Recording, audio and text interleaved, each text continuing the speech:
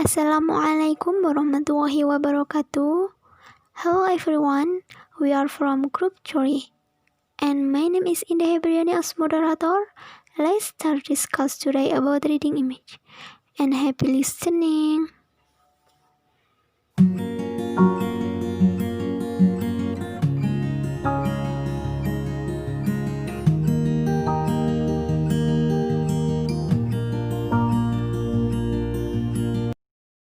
Bismillahirrahmanirrahim. Assalamualaikum warahmatullahi wabarakatuh. My name is Sholikha Ika My number student is 2518010. In this occasion, I will try to explain about multimodality representation and new media for subtitle is modest and their affordances, the materially modest, and then media and their interrelation with modest. So first we will go to modest and their affordances, the materiality of modest. One of the present texts of a social semiotic approach to multimodality is to describe the potentials and limitations for meaning which inhere in different modes. For that, it is essential to consider the materiality of modes. Speech uses the material of like human sounds. Writing uses the material of graphic substance. There are things you can do with sound that you cannot do with graphic substance, either easily or at all, not even imitate all that successfully graphically. Jadi, salah satu fungsi atau tugas dari pendekatan sosial semiotik untuk multimodality adalah mendeskripsikan potensi dan keterbatasan makna yang terdapat dalam mode atau cara atau metode yang berbeda. Untuk itu, penting untuk mempertimbangkan materiality of modes. Misalnya kayak pidato menggunakan materi suara manusia, penulisan menggunakan materi grafis, terus ada hal-hal yang dapat Anda lakukan dengan suara yang tidak dapat Anda lakukan dengan grafik. Bahkan tidak bisa semuanya ditiru dengan grafik atau diagram. Maybe the major shift in the new landscape of communication in this respect lies in the increasing use of image, even in situations where previously writing would have been used. Consequently, an urgent task is understanding the different affordances of writing and image. In alphabetic cultures, writing tends to start in words, and then grammar, then syntax as the transcription of speech. It quickly develops its own structures and forms. So that written English is now very different to spoken English. Yet writing does lean on speech. Speech happens in time, one sound, one word, one sentence follows another. The logic of temporal sequence is the major principle of ordering of language, such as English. Speech and writing are organized by the logic and the ordering principle of sequence in time. This underlies the syntax of English, which is enormously more complex than mere sequence, but is there non-thesis. Mungkin di zaman sekarang ya, tulisan itu nggak semuanya harus dijelaskan atau kita bisa paham dari tulisan. Kadang melalui gambar seperti stiker di WA gitu, itu bisa membuat kita secara otomatis paham maksudnya apa, bagaimana ekspresinya. We don't ask is there an appropriate is there an appropriate image we can use? Contrary to common sense assumptions about language, words are vague. You have not fully understood the sentences about about Josh and Amanda, yet you know very little about either of them. How tall Josh is, what age Amanda, what color hair they have, and so on. If you saw a photo of them, or even a drawing, much of this would be clear. Words are relatively vague, often nearly empty of meanings. By contrast, images are full, plain with meaning. With image, the placement of the depicted entities relative to one another into image space is the principal use for making meaning. So, misalnya kayak ada dua orang namanya Josh dan Amanda. Kita nggak seutuhnya tahu kalau misalnya teman kita cerita tentang Josh dan Amanda ini, kan belum ada bayangannya. Lalu ketika ada foto atau gambarnya, kan kita jadi bisa mengira-ngira tinggi badannya berapa, umurnya sekitar berapa apa warna rambutnya dan lainnya. Lalu we take the two images shown in figure 2a and 2b, drawn by the 10 then 4-year-old name is Georgia. The difference in meaning depends on the relation of these depicted entities to each other in the frame of the picture space.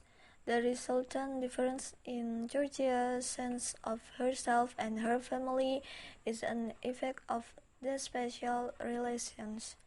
In drawing, the materiality of sound is not available for making, to indicate just how being Georgia's parents seems to her. Instead, the avoidance of space is used, making things taller or shorter, broader or thinner. In fact, Georgia was quite a bit taller than she drew herself here, and her father was quite a bit shorter than her mother.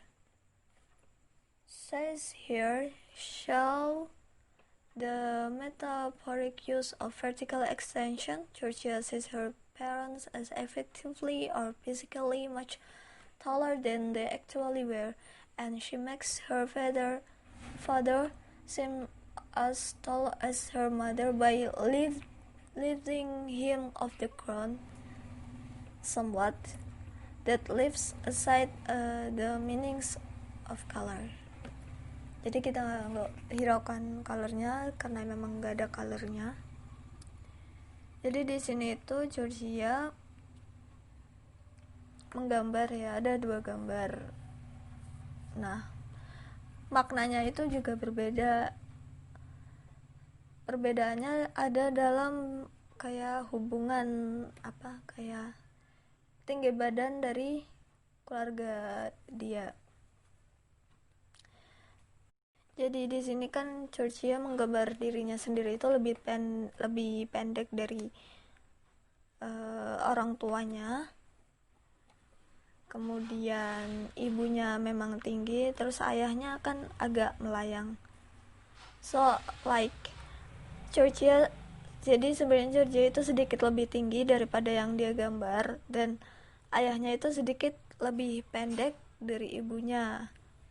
Makanya dia membuat ayahnya itu tampak setinggi ibunya dengan cara agak kayak melayang dengan mengangkatnya dari tanah. Ya, begitu. So we next to the media and their interrelation with modes. Modes and media exist in culturally and historically shaped constellations. That one that has dominated the alphabetic cultures of the West over the last 300 years or so is that of mode of writing with medium of book and page. Writing as mode and book as medium have shaped Western imagination, forms of knowledge, practices of reading. The technology of writing has shaped the book, and the technology of the book has shaped how writing has developed. Certain text, novel, for instance, encourage the reader to engage in the semiotic work of imagination, following the given order of words on the line, but filling the relatively empty words with the reader's meaning. And contemporary texts, whether information books of all kinds, web pages, the screens of CD-ROM, and so on, in their increasingly often image-like textual organization, asks the reader to perform different semiotic work, namely to design the order of the text for themselves. Jadi mode dan media ini ada dalam hubungannya, keterkaitannya yang berbentuk budaya dan historis. Jadi tergantung dalam budaya atau historis dari negara tersebut. Salah satu yang mendominasi budaya alfabet barat selama 300 terakhir ini adalah cara menulis dengan media buku dan halaman. Seperti teks tertentu, misalnya novel. Novel itu bisa mendorong pembaca untuk terlibat dalam karya semiotik imajinasi atau di sini di Google itu semiotik atau ilmu ketandaan adalah studi tentang makna keputusan. Ini termasuk studi tentang tanda-tanda dan proses tanda, indikasi, penunjukan, kemiripan, analogi, metafora, simbolisme, makna, dan komunikasi.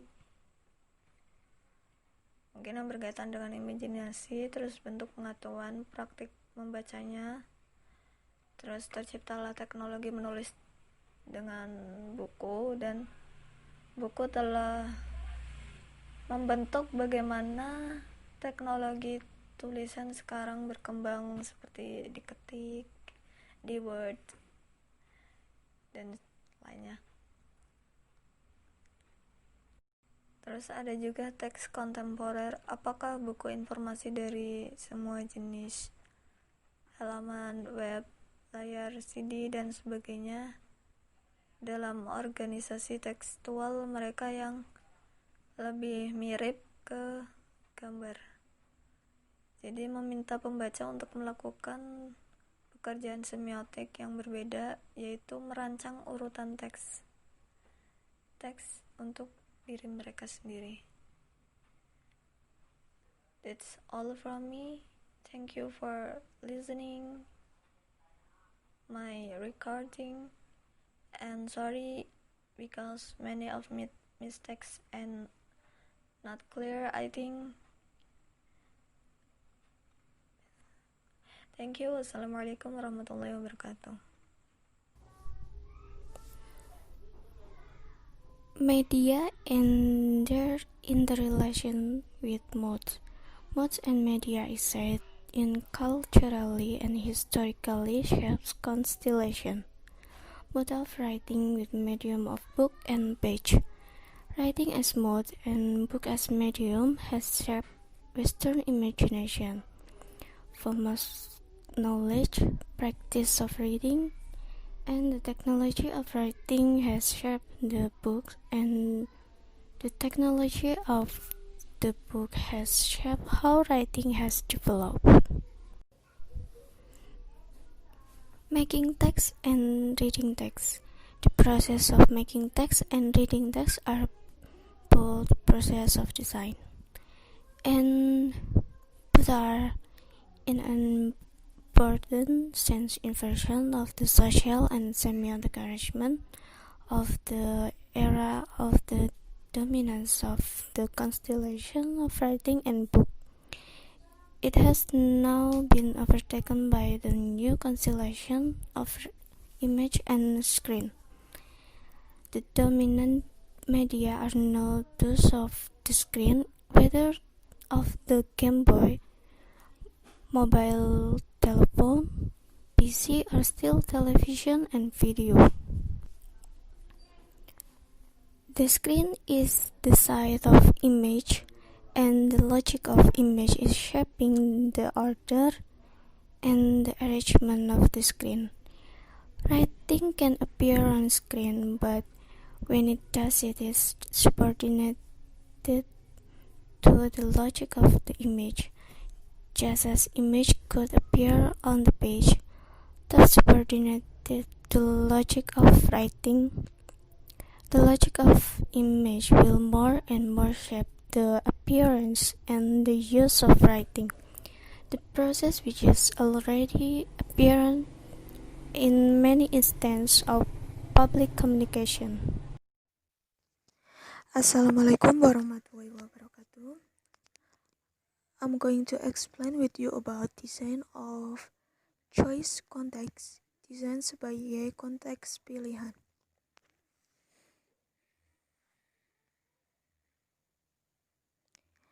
In the multimodal landscape of communication, choice and the fair design become a central issue. Dalam landscape komunikasi multimodal, banyak pilihan cara untuk mengungkapkan dan membentuknya. Oleh karena itu, desain menjadi isu sentral.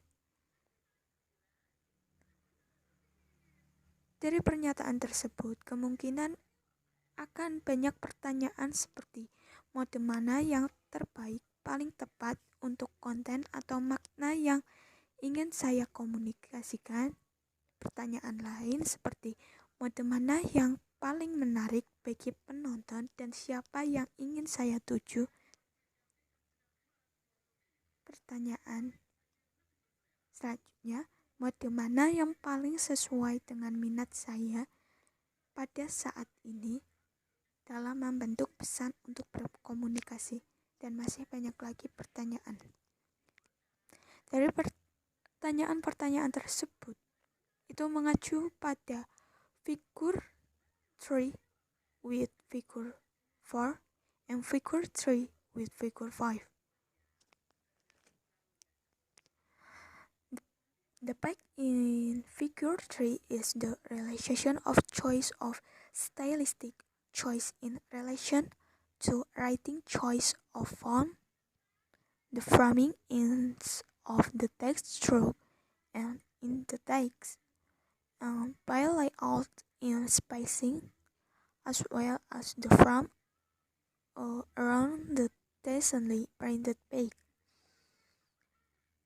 However, the choice had nearly faded into invisibility through the two aspects of habituation and convention. Pada gambar 3, dengan relasi pilihan-pilihan yang gaya mode yang berkaitan dengan font, pembingkaian teks melalui sinteks, dan dalam teks menurut tata letak dan spasi, dan juga bingkai di sekitar halaman yang dicetak padat. By contrast, the page in figure 5 show a pattern of choice made a realist through the modes of writing, layout, color, and image. Sedangkan untuk gambar 5, dengan realisasi pilihan melalui mode penulisan, tata letak, warna, dan gambar. Design is a prospective enterprise. Desain sebagai sebuah perusahaan prospektif. Dari pernyataan tersebut, kemungkinan akan muncul pertanyaan seperti apa di lingkungan ini dengan audiens seperti ini, dengan sumber daya yang tersedia untuk mengimplementasikan desain saya, mengingat kendala sosial, ekonomi, politik, dan kepentingan saya sekarang ini adalah cara terbaik untuk membentuk apa yang saya inginkan, apa yang saya ingin buat, baik sebagai pesan atau sebuah objek desain. Contohnya, figure 6.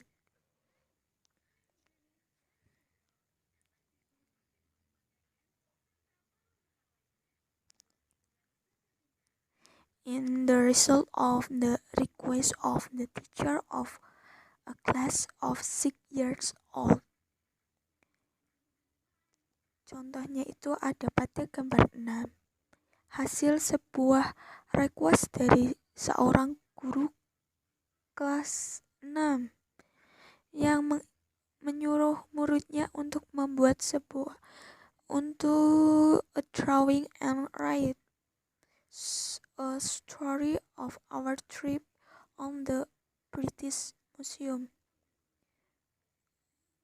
untuk menggambar dan menulis sebuah cerita tentang perjalanannya ke sebuah museum Inggris.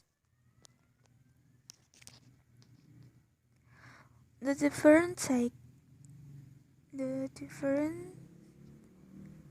make the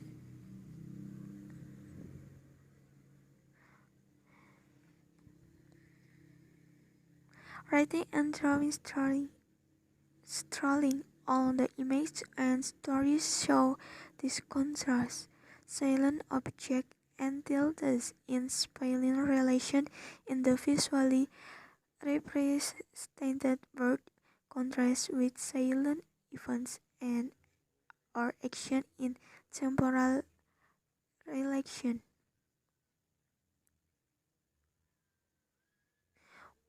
We make this as children's representation, or we make say that the 6-year-old are using the tools of writing an image in line with their inner and affords the recollection of the visual encountered word through the spatially organism and the recollection of the actionally experienced word through the temporally organism.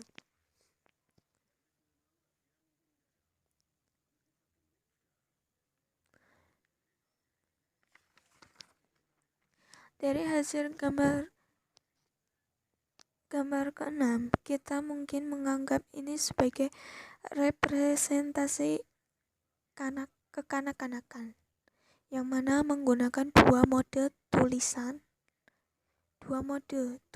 dan gambar, sejalan dengan kemampuan yang melekat pada mereka, yaitu ingatan visual atau nyata dan juga ingatan aksional atau sementara.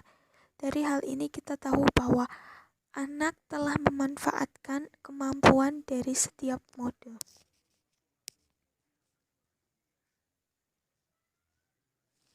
In the take example, two modes coexist in one integrated textual object.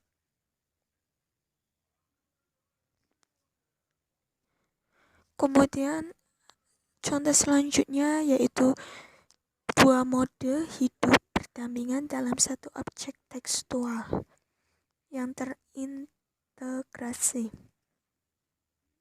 For example, on figure 7a in Figure 7b. At the end of 4 lessons on plant cells, the teacher had asked the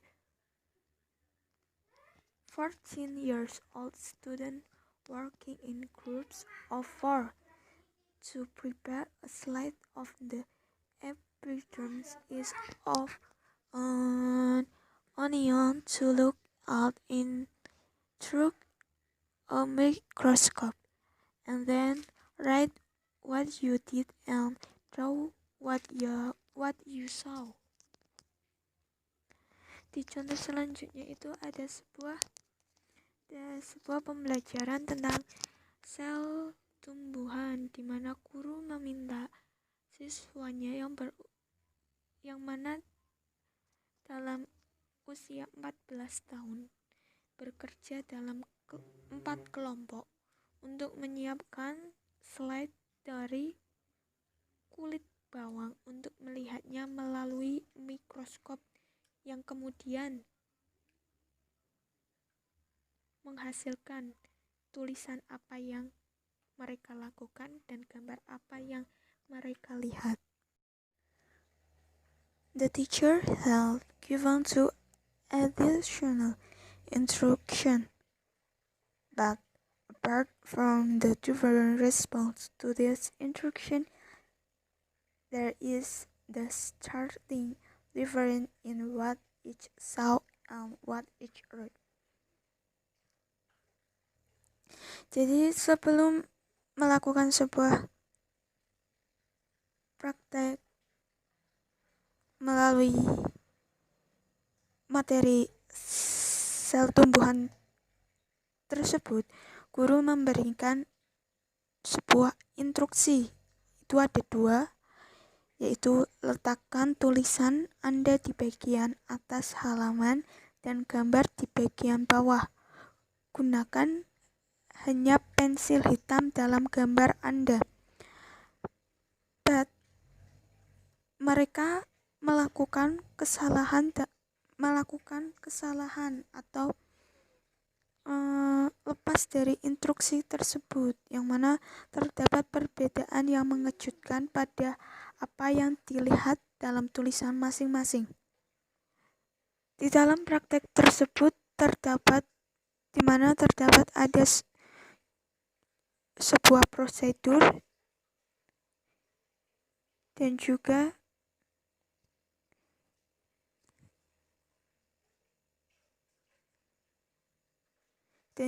teori.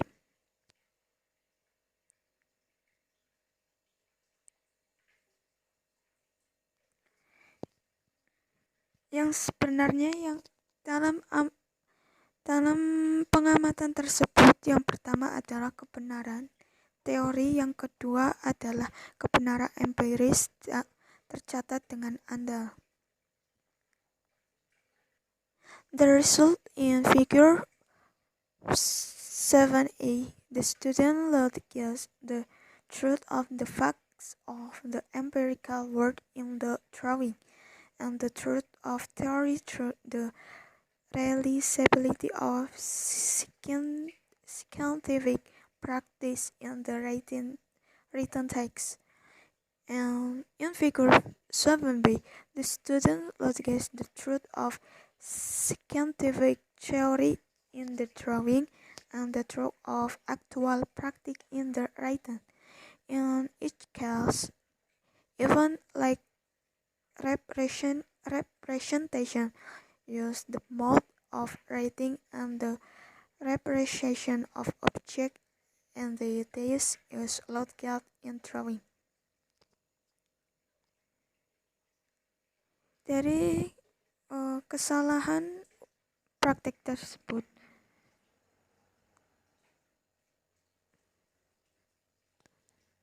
pada gambar dari hasil gambar 7a, siswa mengajukan kebenaran dari fakta-fakta dunia empiris dalam penggambaran dan kebenaran teori melalui replikasi praktik ilmiah dalam teks tertulis. Dan pada gambar 7b, siswa memasukkan kebenaran teori ilmiah dalam gambar dan kebenaran dari praktek aktual dalam tulisan. Dalam setiap kasus, representasi seperti peristiwa menggunakan cara menulis dan representasi dari objek entitas bersarang dan dalam gambar. Okay, and next I'm going to explain about design as a part of rhetoric of communication.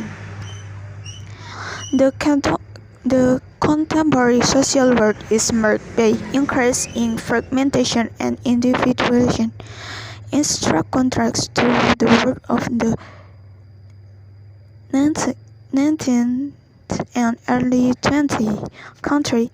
The world of stable structure and of individual integration and definition in the structure. Strong forms and integration into strong forms. Their analogy in communication through stable changes and through stable model choice. In periods of stability, the question of effective communication is answered by the idea of confession and of competent action in relation to those confessions. In periods of fragmentation and individuation, communication is fraught. Each environment of communication asks that social and political relations, tastes, needs and desires and newly exists. The question of rhetoric, how to make my communication most effective in relation to this audience, here and now, has moved newly, urgently into the center. Rhetoric has become a major issue for design. Jadi, di sini itu menjelaskan tentang dua zaman, yaitu zaman kontemporer yang sudah ditandai dengan fragmentasi dan individuasi, dan juga zaman pada abad ke-19 dan 20 awal, yang mana keduanya membicarakan tentang dua perbedaan di kedua zaman tersebut.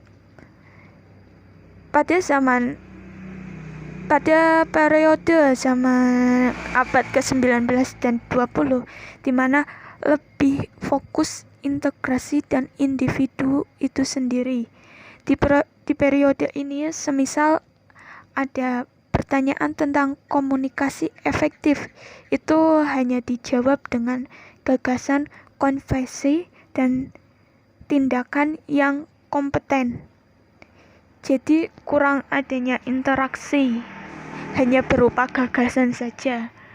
Berarti hanya memberikan jawaban secara teori tanpa adanya interaksi lebih lanjut. Sedangkan untuk periode yang sudah ditandai dengan fragmentasi dan individuasi, itu pada periode kontemporer itu sudah terdapat komunikasi penuh. Mereka saling berinteraksi, berhubungan sosial, yang mana mereka ingin terlibat ke dalam politik dan sosial karena mereka itu berpikir ingin menjadi paling efektif dalam berkomunikasi. Mereka juga ingin didengar oleh audiens lainnya. Terima kasih.